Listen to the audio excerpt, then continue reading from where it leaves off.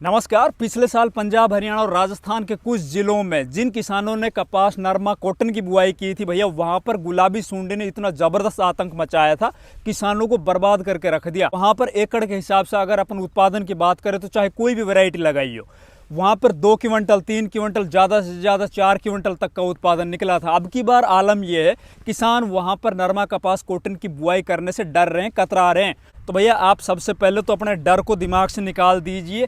ये मत सोचिए कि पिछले साल गुलाबी सुंडी आपके एरिया में आई थी तो अब की बार आएगी। ये सभी क्लाइमेटिक कंडीशंस के ऊपर निर्भर करता है।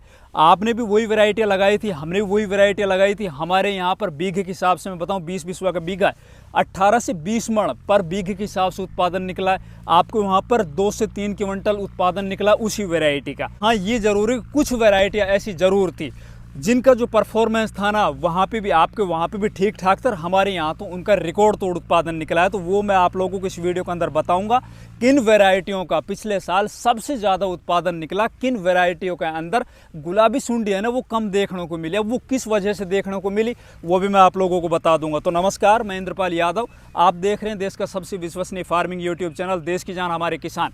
अगर अभी तक इस चैनल को सब्सक्राइब नहीं किया तो प्लीज़ चैनल सब्सक्राइब कर लीजिए, वीडियो लाइक और ज़्यादा से ज़्यादा शेयर कीजिए। तो इसके अंदर सबसे पहले मैं आप लोगों को वैरायटी से पहले बताता हूँ कुछ 3-4 मूल मंत्र, जिनको अगर आप अपनाते हो तो आपके खेत के अंदर गुलाबी सुंडी या इस तरह की कोई भी प्रॉब्लम है ना, हो सकता है आपके खेत में आए नहीं। और बिल्कुल आप बेहिचक अपने खेत में चाहे 25 एकड़ में कपास की बुआई करो, चाहे 50 एकड़ में बुआई कीजिए, किसी तरह की समस्या आपको देखने को नहीं मिलेगी। तो उसके अंदर आपको क्या करना है, हमने अपने खेतों के अंदर जो बिजाई की थी वो 1 मई के बाद की थी भैया, 1 मई से और 15 मई के बीच में। बाकी देखिए, कपास जब बढ़िया उत्पादन देती है तो उसका सही समय होता है 20 अप्रैल से लेकर 15 मई या 20 मई का बीच का जो टाइम होता है ना, एकदम सही सफिशिएंट टाइम होता है। इस टाइम के ऊपर आप बिजाई कीजिए, लगभग आप आधी समस्या को दूर कर लोगे।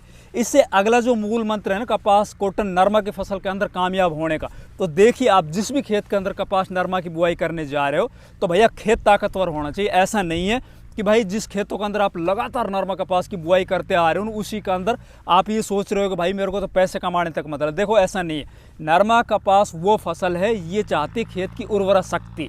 अब खेत में आपके ताकत होगी तो ये फसल है ना, जो लगने वाली बीमारियां उनसे अच्छे से लड़ पाएगी। तो आपको क्या करना है, जिस भी खेत के अंदर आप नरमा कपास की बुआई करने जा रहे हो उस खेत के अंदर आप देसी खाद डाल दो। देसी खाद इस फसल के अंदर अमृत तुल्य काम करता है। इसके मुकाबले में मैं बता रहा हूँ भैया, अगर आप 1 एकड़ ज़मीन में 10 कट्टे 10 बैग डीएपी भी डाल दोगे ना, और आपने अगर दूसरे खेत में 1 एकड़ में 4 ट्राली देसी खाद सड़ा गड़ा वो डाल रखा है, तो भैया उन 10 कट्टे 10 बैग को आप दूर कर सकते हो। उससे ज़्यादा उत्पादन आपको इस देसी खाद वाले खेत से मिलेगा। तो आपको दूसरा काम करना है, खेत के अंदर देसी खाद डालकर फिर बुआई करो। तीसरा आपको क्या करना है, आपके खेत की मिट्टी और ताकत के अकॉर्डिंग उसी के अनुसार आपको वैरायटी का सिलेक्शन करना है। ऐसा नहीं है कि भाई आप अड़ोस पड़ोस का जो भी किसान कोई भी वैरायटी लगा रहा है उसको देखा देखिए आप भी अपने खेत के अंदर वही वैरायटी लगा लो, और आपके खेत के अंदर उतनी ताकत है नहीं, मिट्टी है वो आपकी उस तरह की है नहीं, और आप वैरायटी है ना वो उसको देखा देखी में लगा लो, तो भैया निश्चित तौर पर आप नुकसान खाओगे। इससे अगला कामयाबी का मूल मंत्र भैया, आज जैसे अपन ने बुआई की, बुआई करने से लगभग 45 दिन के बाद आपको सिंचाई करनी। किसान क्या करता है, मई के महीने में जब गर्म हवाएं चलती है ना, तो वो अपनी फसल के अंदर कच्ची अवस्था में, छोटी अवस्था में ही सिंचाई कर देता है।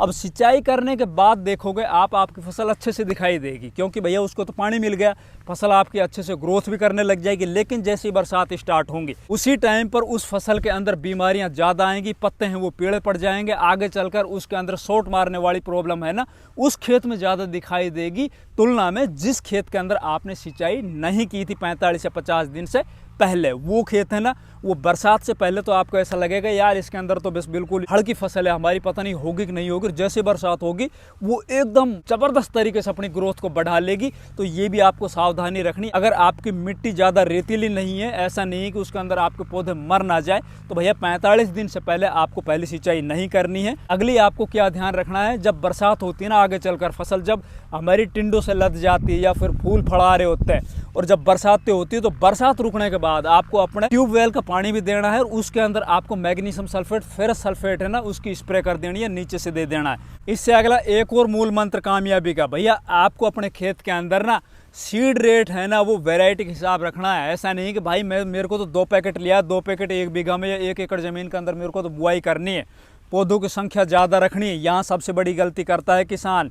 जिन खेतों के अंदर सीड रेट सही होता है, जिन खेतों के अंदर हवा आर पार हो जाती है, उन खेतों के अंदर बीमारी भी कम आती है, उन खेतों का जो पौधा है ना वो अच्छे चारों तरफ फैलता भी अच्छा है, उसके अंदर फल फूल भी ज़्यादा आते हैं और उनके अंदर स्प्रे करते वक्त भी प्रॉब्लम नहीं आती है। तो भैया ये भी ध्यान रखना है। इससे अगला एक और मूल मंत्र, जब आप नरमा कपास कॉटन की बुआई करने जा रहे हो तो उससे पहले अपने खेत के अंदर पर्याप्त मात्रा में नमी बना के रखनी। चाहे आप एक की बजाय 2 बार आपको पड़े हुआ करना पड़े, वो आप चाहे फ्लड से कर रहे हो या फिर स्प्रिंकलर से कर रहे हो। ये तो हुए भैया कुछ ऐसे मूल मंत्र जिनको अगर आप अपनाओगे तो डेफिनेटली आप बढ़िया उत्पादन पाओगे। अब बात करते हैं पिछले साल सन 2023 में किन कपास नरमा कॉटन की वैरायटी का परफॉर्मेंस बढ़िया रहा था, किन वैरायटी को उत्पादन ज़्यादा निकला था। तो भैया पूरे देश की अगर अपन बात करें, देखिए ऐसा नहीं है कि यार मेरे खेत के अंदर जो वैरायटी मैंने लगाई थी मेरे खेत के अंदर तो तगड़ा उत्पादन होगा तो ये वैरायटी पहले नंबर पर, ऐसा नहीं है। लगभग 100 खेतों के अंदर जो एक वैरायटी लगाई गई उनके अंदर 70 खेतों में बढ़िया उत्पादन उस वैरायटी ने दिया है। 70 किसान उस वैरायटी से खुश है।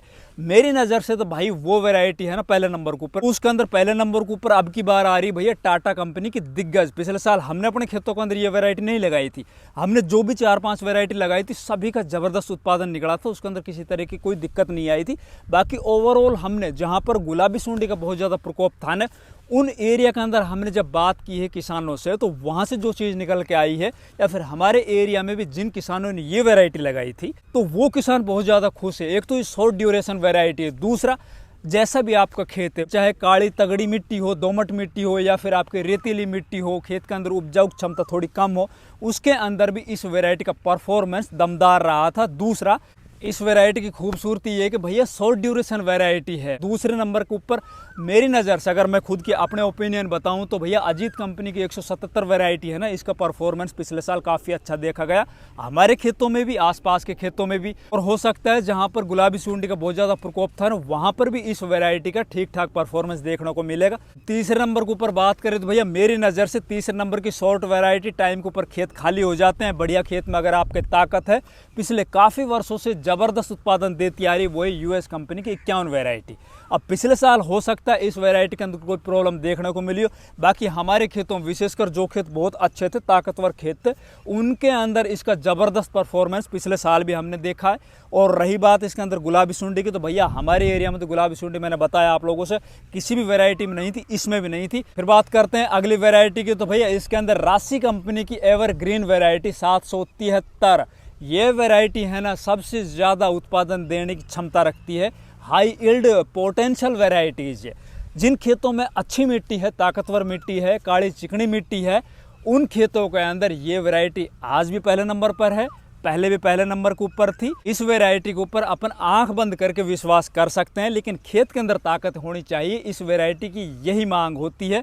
तो भैया इस वैरायटी को भी आप लगा सकते हो। इसके अलावा एक और वैरायटी जिसका काफ़ी अच्छा परफॉर्मेंस देखने को मिला हमारे एरिया में स्पेशली, तो वो थी भैया नवाब गोल्ड वैरायटी। इसका परफॉर्मेंस सन 2022 में भी काफ़ी अच्छा था, पिछले साल भी काफ़ी अच्छा था। इनके अलावा भी बहुत सी और वैरायटी हैं, आप अपने एरिया के अंदर देखिए, प्रोग्रेसिव किसानों से मिलिए, आसपास में आपने अगर नज़र रखी होगी तो किस खेत के अंदर कौन सी वैरायटी थी, उस वैरायटी का कैसा परफॉर्मेंस था, ये चीज़ आप देखिए। आसपास के एरिया से भी पता चल जाता है। बाकी जो भी वैरायटी मैंने अभी आप लोगों से बताई है, ये वैरायटियाँ काफ़ी अच्छी है, काफ़ी हाई यील्ड पोटेंशियल वैरायटी है। इनमें से आप कोई भी लेकर अपने खेत के अंदर लगा सकते हो। अगर हमारी वीडियो अच्छी लगे, वीडियो को लाइक कीजिए, ज़्यादा से ज़्यादा शेयर कीजिए। चैनल अभी तक अगर आपने सब्सक्राइब नहीं किया तो प्लीज़ चैनल सब्सक्राइब कीजिए। धन्यवाद।